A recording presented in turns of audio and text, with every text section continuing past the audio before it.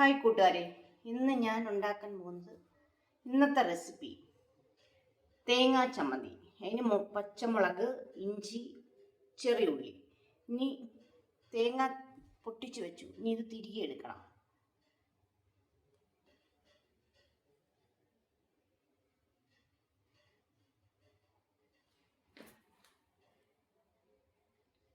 തേങ്ങ തിരുമ്മി വെച്ചു. ഇതൊരു വെള്ള ചമ്മന്തിക്കാൻ നമ്മൾ ഇതെല്ലാം എടുത്തിരിക്കുന്നത്. ഇതിനകത്ത് ഉപ്പിട്ട് കൊടുക്കാം.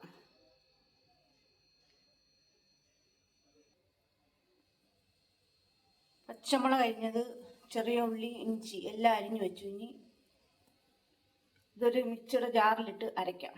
വലുതായിട്ട് അരയ്ക്കണ്ട, ചെറുതായിട്ടൊന്ന് അരഞ്ഞാൽ മതി. എല്ലാം ജാറിലോട്ടിട്ട് ഇനി ഒന്ന് അരച്ചെടുക്കാം. കുറച്ച് വെള്ളം ഒഴിച്ചു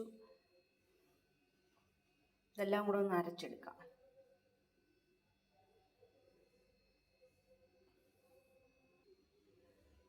അരച്ച് വെച്ചു. ഇങ്ങനെ ആവോ, ഒരു മീഡിയത്തിലേ അരച്ചെടുക്കാവൂ. ഇതിനകത്ത് ഇനി കടുവറുത്ത് താളിക്കാം, തളിച്ചൊഴിക്കാം. ഇങ്ങനെ ഇരിക്കണം.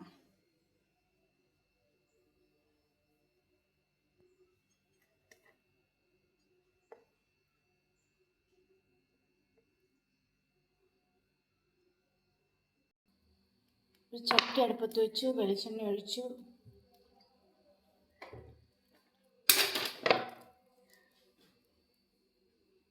എണ്ണ തിളയ്ക്കുന്നു. ഈ കടുക് ഇട്ട് കൊടുക്കാം.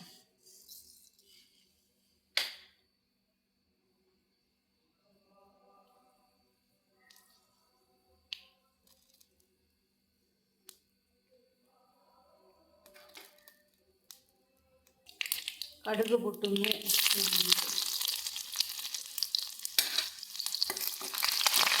ഇളക്കി കൊടുക്കാം.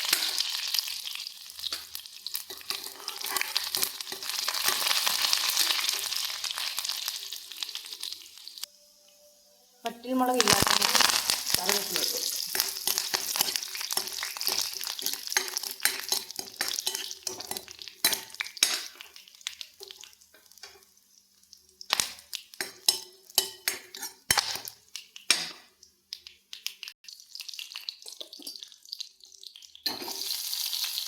ഒഴിച്ചു കൊടുക്കാം.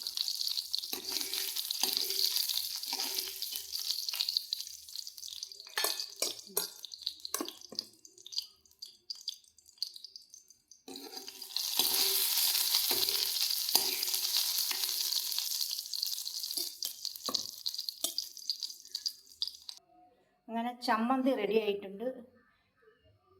ചമ്മന്തി ഒരു കാരണവശാലും ചട്ടിയിൽ ഒഴിച്ചു കൊടുക്കില്ല, അല്ലാതെ ഇങ്ങനെ കോരി ഒഴിക്കാവൂ. കടുവറുത്ത് ഇതിനകത്ത് താളിച്ചു കൊടുക്കുകയോ ചെയ്യാവൂ. അങ്ങനെ നമ്മുടെ അടിപൊളി വെള്ളച്ചമ്മന്തി റെഡി ആയിട്ടുണ്ട്. ഇതിനോട് നമുക്ക് ഇഡലി കഴിക്കാം. ഇഡലിക്കോ ദോശയ്ക്കോ കഴിക്കാം. വീഡിയോ ഇഷ്ടപ്പെട്ടെങ്കിൽ എല്ലാവരും ലൈക്ക് ചെയ്യുകയോ സപ്പോർട്ട് ചെയ്യുക.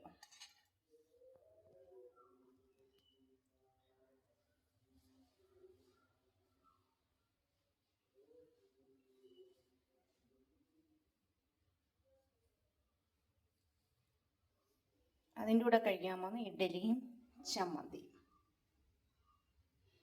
നമ്മുടെ ഉണ്ടാക്കിയ വെള്ളച്ചമ്മന്തി.